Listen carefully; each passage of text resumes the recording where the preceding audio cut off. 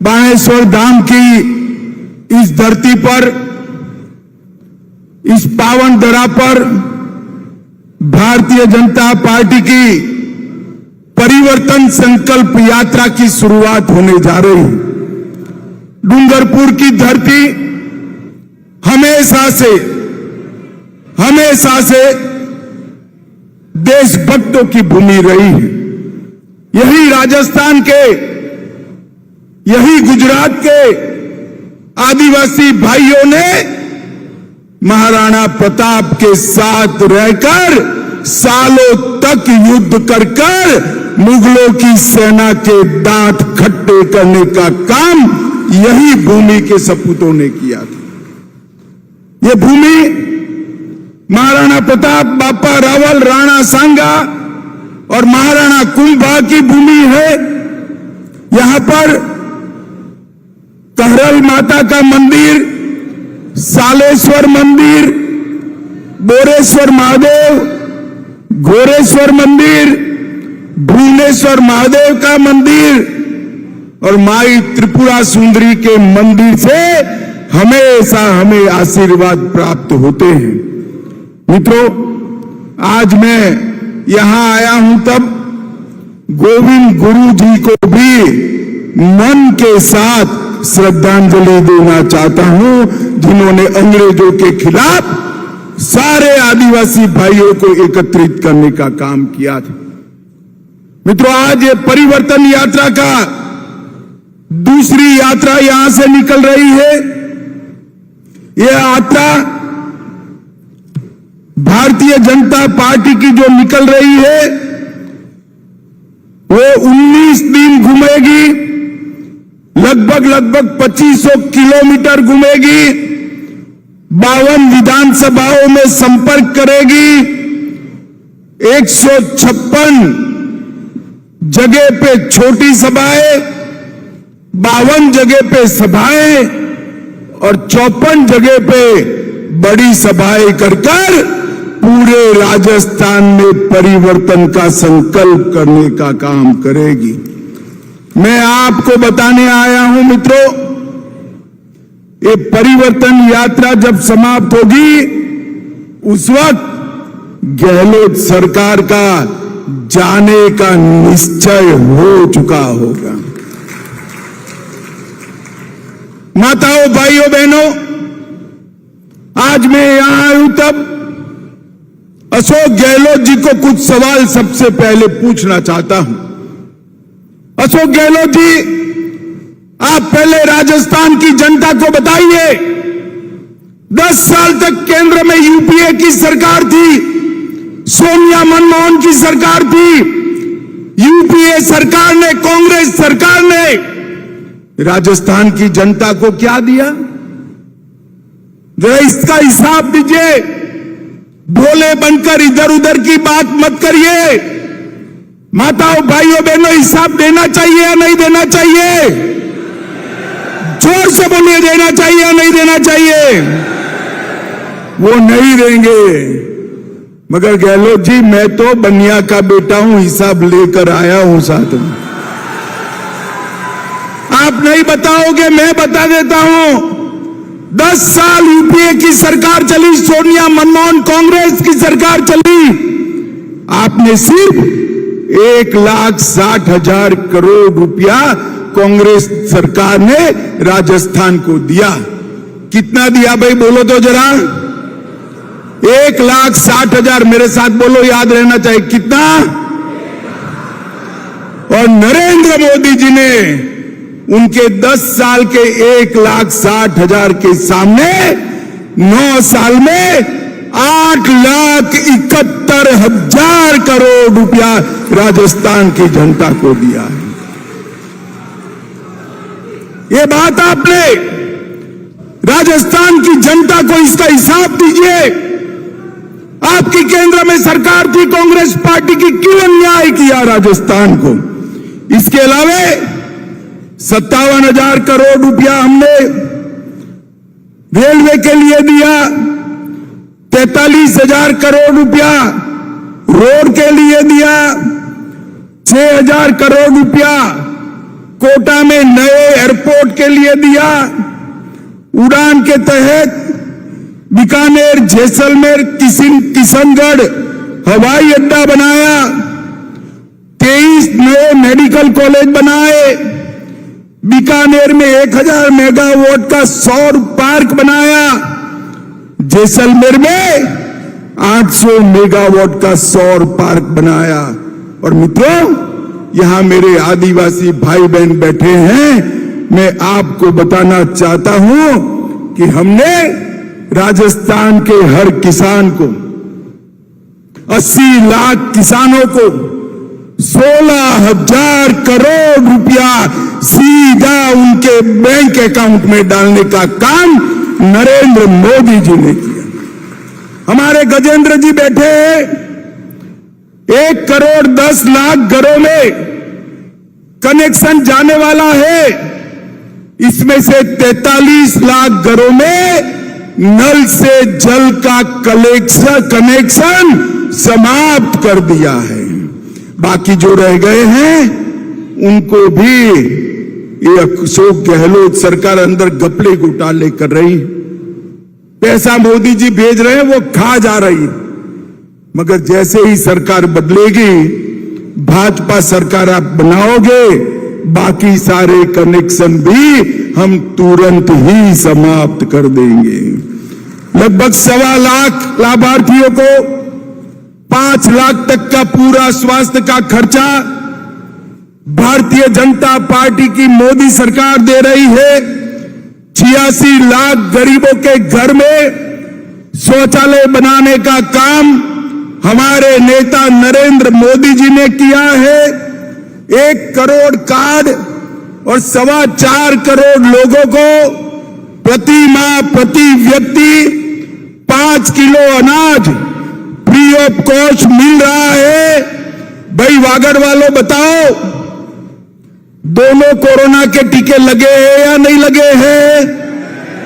अरे जोर से बोलो, लगे हैं या नहीं लगे हैं? एक पैसा देना पड़ा है क्या? तो मोदी जी के लिए ताली बजाओ, उन्होंने पूरे राजस्थान को कोरोना से मुक्त करने का काम किया। लगभग 5 लाख बहनों को उज्ज्वला योजना दिया, 18 लाख गरीबों को घर देने का काम किया। गहलोत जी, मैंने तो भारतीय जनता पार्टी के 9 साल का रिपोर्ट कार्ड रख दिया। ये तो कुछ नहीं है, 10% बताया है। मगर आप में हिम्मत है तो जयपुर में सार्वजनिक प्रेस वार्ता कर 5 साल में आपने घपले, घोटाले, भ्रष्टाचार और तुष्टीकरण के अलावे क्या किया, इसका हिसाब राजस्थान की जनता को दीजिए। देना चाहिए या नहीं देना चाहिए? जोर से बोलो, देना चाहिए या नहीं देना चाहिए? ये नहीं देंगे, क्योंकि इन्होंने 5 साल में घपले, घोटाले, भ्रष्टाचार और तुष्टीकरण के अलावे कुछ नहीं किया है। माताओं, भाइयों, बहनों, यूपीए की सरकार थी, 10 साल तक चली। 10 साल में 12 लाख करोड़ के घपले, घोटाले, भ्रष्टाचार करे। अब मोदी जी की सरकार 9 साल से चल रही है। आज भ्रष्टाचार छोड़ो, मोदी जी पर हमारे विरोधी भी भ्रष्टाचार का आरोप नहीं लगा सकते हैं, नहीं लगा सकते। मगर अब चुनाव आया है, यूपीए पर 12 लाख करोड़ का ठप्पा लगा है, भ्रष्टाचार लगा है, और साथ में मन में अहंकार है कि हमारे बिना देश में काम कौन कर सकता है, राज कौन कर सकता है। उनका यह अहंकार है, घमंड है कि देश में राज केवल और केवल गांधी परिवार कर सकता है। और मोदी जी तो गरीब मां के पेट से जन्मा हुआ चाय बेचने वाले का गरीब बेटा है। भाई, ये लोग सहन नहीं कर सकते। ये घमंड या गठबंधन जो बदला है, बनाया है, उनको अपना नाम बदलना पड़ा है। हमारे गुजरात, राजस्थान में जब दिवाला निकलता है ना, तो पीढ़ी का नाम बदल देते हैं। बदलते हैं या नहीं बदलते भाई? जरा जोर से बोलो, बदलते हैं नहीं बदले? इनकी आबरू का दिवाला निकला है। उन्होंने यूपीए से बदलकर इंडी अलायंस नाम रखा है। अबे इंडी अलायंस 2 दिन से मैं देख रहा हूं, 2 दिन से सत्ता आपको चाहिए, मगर किस कीमत पर सत्ता चाहिए? 2 दिन से आप इस देश की संस्कृति का, इस देश के इतिहास का, सनातन धर्म का अपमान कर रहे हैं। इंडी अलायंस के 2 प्रमुख दल डीएमके और कांग्रेस पार्टी, इनके बड़े नेता, एक वित्त मंत्री का बेटा और एक मुख्यमंत्री का बेटा, वो कह रहे हैं सनातन धर्म को समाप्त कर देना चाहिए। मुझे बताओ भाई, सनातन धर्म को समाप्त करने के लिए आप तैयार हो क्या? अरे जोर से बोलो, तैयार हो क्या? माताएं बहनें भी बोले, तैयार है क्या? इन लोगों ने वोट बैंक की और तुष्टीकरण की राजनीति करने के लिए सनातन धर्म को समाप्त करने की बात की है। हमारी संस्कृति, हमारे इतिहास और सनातन धर्म का अपमान किया है, और ये कोई पहली बार नहीं किया है। ये मनमोहन सिंह जी ने कहा था, मनमोहन सिंह जी ने कहा था, बजट पर पहला अधिकार, बजट पर पहला अधिकार अल्पसंख्यकों का है। हम कहते हैं बजट पर पहला अधिकार गरीबों का, आदिवासियों का, दलितों का और पिछड़ों का। इन्होंने वोट बैंक की लालच में अल्पसंख्यकों का पहला अधिकार सिद्ध कर दिया था। आज ये यूपीए कहती है, कांग्रेस पार्टी के अध्यक्ष कहते हैं मोदी जी जीतेंगे तो सनातन का राज आएगा। अरे सनातन का राज लोगों के दिल में है, उसको कोई हटा नहीं सकता। और मोदी जी ने कहा है यह देश भारत के संविधान के आधार पर चलेगा, भारत के संविधान के आधार पर चलेगा। माताओं, भाइयों, बहनों, इन्होंने कहा, उनके एक राजकुमार है राहुल बाबा, जानते हो ना राहुल बाबा, जानते हो ना? उन्होंने कहा, ध्यान से सुनिएगा, हिसाब मांगना है राहुल बाबा का। उन्होंने कहा कि जो हिंदू संगठन है ये लश्कर-ए तोयबा से भी खतरनाक है। राहुल बाबा, आप हिंदू संगठनों का लश्कर-ए तोयबा के साथ तुलना करते हो, और आपके गृह मंत्री कहते थे हिंदू टेरर चल रहा है। माताओं, भाइयों, बहनों, मुझे बताओ, टेरर के साथ हिंदू का नाम जोड़ना आपको सहमत है? जोर से बोलिए, सहमत है? ये इंडी अलायंस, एक गठबंधन वोट बैंक की राजनीति करने के लिए, तुष्टीकरण की राजनीति करने के लिए किसी भी स्तर पर जा सकते हैं। मगर अब मैं उनको कहने आया हूं, जितना आप बोलोगे उतने ही कम होते जाओगे। 2014 में थे, 19 में उससे भी कम हुए, और अब ये शुरू किया है सनातन धर्म के खिलाफ आलाप। 2024 में दूरबीन लेकर भी दिखाई नहीं पड़ोगे, दूरबीन लेकर भी दिखाई। अब जिनके नेता ऐसे हो, जिनकी पार्टी ऐसी हो, वो गहलोत जी भी क्या कर सकते? पूरे राजस्थान में तुष्टीकरण की राजनीति कर पूरे राजस्थान में असलामती का, इनसिक्योरिटी का वातावरण करा। उदयपुर में कन्हैयालाल का गला काट दिया गया। मेवाड़, उदयपुर में रामनवमी के दिन भगवी ध्वजाएं उतारी। चित्तौड़गढ़ में रतन सोनी की हत्या भी धर्मांध लोगों ने कर दी। करौली में हिंसा के बाद हिंदू त्योहारों पर प्रतिबंध लगाया। विजयादशमी में पथ संचलन पर प्रतिबंध लगाया।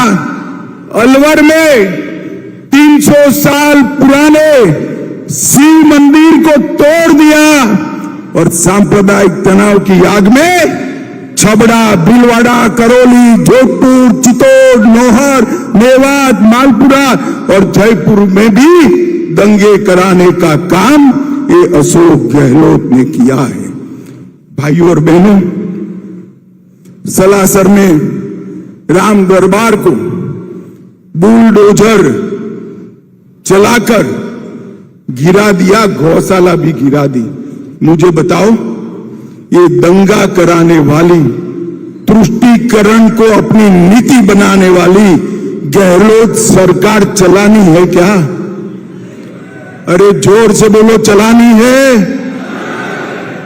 मैं इसीलिए आज आया हूं ये यात्रा के समर्थन में। समग्र मेवाड़ और वागड़ पंथक में समग्र लोग जुड़े और एक संकल्प ले कि 2023 में फेंक देना है। मुझे बताइए, आप एक करेंगे पक्का? राजस्थान के तो मैं भारतीय जनता पार्टी की ओर से बहुत बहुत धन्यवाद और साधुवाद देना चाहता हूं। 14 में हम आए 55% वोटों के साथ, 25 की 25 सीटें आपने मोदी जी को दे दी। 19 में हम आए 61% वोट और 25 की 25 सीटें मोदी जी को दे दी। अब 24 में चुनाव है भाई, राजस्थान क्या करेगा? 25 की 25 सीटें देंगे क्या? पक्का देंगे? जोर से बोलो, पक्का देंगे। मगर उसके पहले एक चुनाव है, 2023 में विधानसभा का चुनाव है।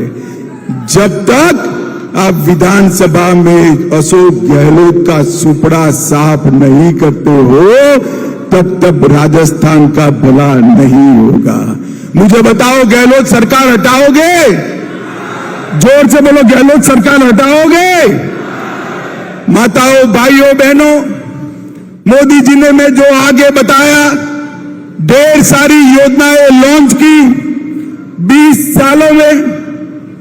गुजरात और देश में मिलकर ढेर सारी योजनाएं लॉन्च की, 60 करोड़ गरीबों का भला किया। और कांग्रेस पार्टी ने क्या किया? उन्होंने इस 20 साल में राहुल गांधी को 20 बार लॉन्च करा और 20 बार राहुल गांधी का लॉन्चिंग फेल हो गया। माताओं, भाइयों, बहनों, ये कभी जनता का विकास नहीं कर सकते। मैं आज यहां बताने आया हूं कि अशोक गहलोत की सरकार आकंठ भ्रष्टाचार में डूबी हुई सरकार है। अशोक गहलोत की सरकार महिला सुरक्षा में विफल सरकार है। लगभग हर रोज महिलाओं के साथ बदसलूकी के 19 मामले आ रहे हैं और बलात्कार के मामलों में पूरे देश में 22% केवल और केवल राजस्थान के मामले हैं। माताओं, भाइयों, बहनों, अशोक गहलोत जी हिंसा को भी नहीं रोक सकते, दंगों को भी नहीं रोक सकते।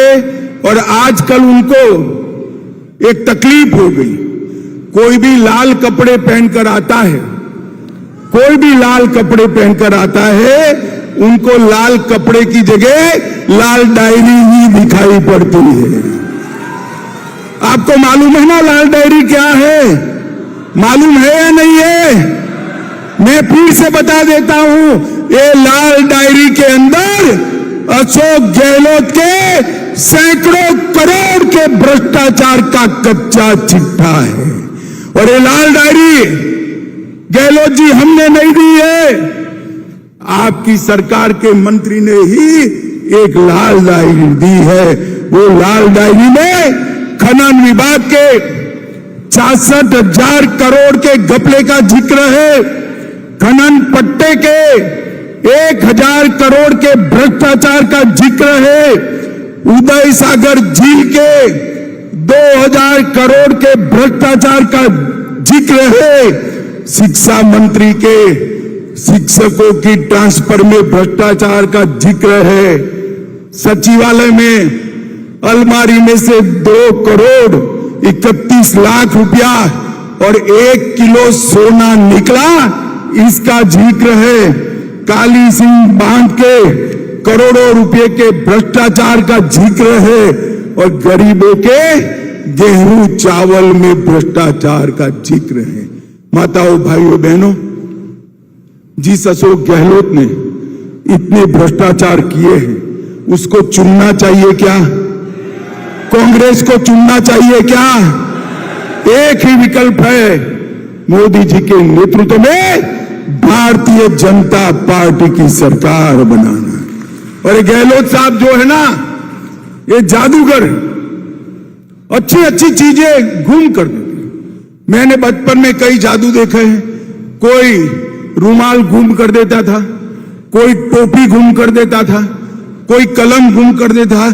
राजस्थान में से अशोक गहलोत ने पूरी बिजली ही गुम कर दी। बोलिए, गुम हुई या नहीं हुई बिजली? तो जादूगर साहब ने सारी स्वास्थ्य सेवाओं को गुम कर दिया, युवाओं की रोजगारी को गुम कर दिया और महिलाओं की सुरक्षा को भी एक जादूगर अशोक गहलोत ने गुम करने का काम किया है। हमें खेल करने वाले जादूगर का काम नहीं है, लोगों के जीवन में परिवर्तन लाने वाले अच्छे मुख्यमंत्री का काम है। माताओं, भाइयों, बहनों, मैं अंत में 2 ही बात बताना चाहता हूं। ये घमंडिया गठबंधन जो है, ये इंडी अलायंस जो है, उसने, उसकी प्रमुख पार्टी कांग्रेस ने सालों तक राम मंदिर को रोक कर रखा। आजादी के 75 साल हो गए, रामलला टेंट में बैठे थे। मोदी जी को दोबारा आपने प्रधानमंत्री बनाया, मोदी जी ने कोर्ट से जजमेंट आया और मोदी जी ने इसका भूमि पूजन कर दिया। और मैं आज आपको कहने आया हूं, जनवरी महीने में, जरा ध्यान से सुनो युवाओं, जोश संभाल कर रखो, जनवरी महीने में वही भूमि पर जहां प्रभु श्री राम का जन्म हुआ था, वहीं भव्य राम मंदिर बनने वाला है। ये घमंडिया गठबंधन रोक नहीं सकता। इंडिया अलायंस कांग्रेस उसको रोक नहीं सकते। अरे बहुत रोक लिया आपने, जितना रोकना था वो रोक लिया। अब नरेंद्र मोदी जी का राज है, आप इसको रोक नहीं सकते। माताओं, बहनों, भाइयों, मुझे बताओ, ये कश्मीर हमारा है या नहीं है? जोर से बोलो, है या नहीं है? धारा 370 जानी चाहिए थी या नहीं जानी चाहिए थी? एक कांग्रेस सरकार, इंडिया अलायंस, एक घमंडिया गठबंधन धारा 370 को बचाए हुई थी। आपने 25 की 25 सीटें दी, मोदी जी फिर से प्रधानमंत्री बने। 5 अगस्त 2019 को मोदी जी ने धारा 370 को समाप्त कर कश्मीर को हमेशा के लिए भारत के साथ जोड़ा। मोदी जी ने देश को सुरक्षित किया, देश के अर्थतंत्र को 11वें नंबर से 5वें नंबर पहुंचाकर अर्थतंत्र का फायदा गरीब व्यक्ति तक पहुंचा है। और यहां पर ये जो सरकार है, ये मोदी जी को काम नहीं करने दे रही। आप मुझे बताओ, मोदी जी का साथ दे ऐसी भाजपा सरकार लाओगे क्या? जोर से सारे लोग बोले, भाजपा सरकार लाओगे? डबल इंजन सरकार बनाओगे? अशोक गहलोत सरकार उखाड़ फेंकोगे? मोदी जी को फिर से प्रधानमंत्री बनाओगे? तो मेरे साथ दोनों हाथ उठाइए, उठाइए दोनों हाथ, विजय के संकल्प की मुट्ठी बींचिए और प्रचंड आवाज से बोलिए, भारत माता की जय, भारत माता की जय।